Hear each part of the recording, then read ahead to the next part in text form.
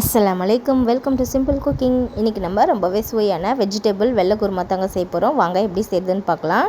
நான் 2 medium size வெங்காயம், 2 தக்காளி பழம், கொஞ்சோண்டு கருவேப்பிலை மல்லி இது எல்லாத்தையும் சின்ன சின்னதாக கட் பண்ணி எடுத்துக்கிட்டேங்க. கூடவே 2 சின்ன துண்டு பட்டை, 3 லவங்கம், 3 ஏலக்காய் வச்சுக்கலாம்.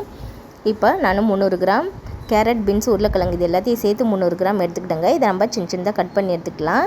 அரை மூடி தேங்காய் நான் சின்ன சின்னதாக கட் பண்ணி மிக்ஸி ஜாடியில் போட்டுக்கிட்டேங்க. கூடவே அரை ஸ்பூன் சோம்பு போட்டுக்கலாம், 10 முந்திரி போட்டுக்கலாம், காரத்துக்கு 3 பச்சை மிளகாய் போட்டுக்கலாங்க.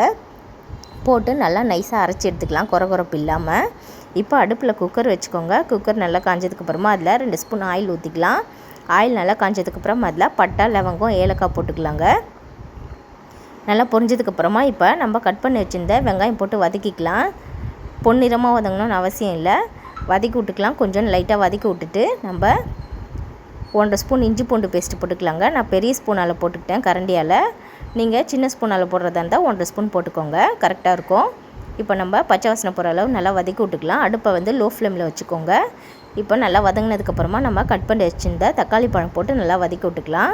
தக்காளி பழம் நல்லா வதங்கினதுக்கப்புறமா வெஜிடபிள் போட்டு நல்லா வதக்கி விட்டுக்கோங்க. கூடவே கட் பண்ணி வச்சுருந்த கருவேப்பிலை மல்லி போட்டுக்கலாம். போட்டு நல்லா வதங்கினதுக்கப்புறமா நம்ம அரைச்சி வச்ச தேங்காய் பேஸ்ட்டு ஊற்றிக்கலாங்க.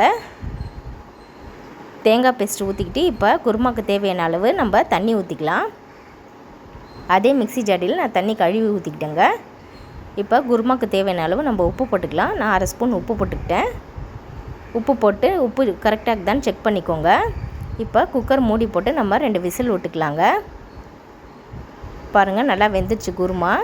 இப்போ நம்ம விசில் ரிலீஸ் பண்ணி திறந்தோன்னா நம்மளுடைய சுவையான ரொம்பவே டேஸ்ட்டான வெள்ளை குருமா ரெடிங்க.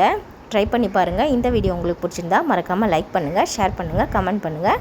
நம்மளுடைய சேனலை சப்ஸ்கிரைப் பண்ணுங்கள் ஃப்ரெண்ட்ஸ்.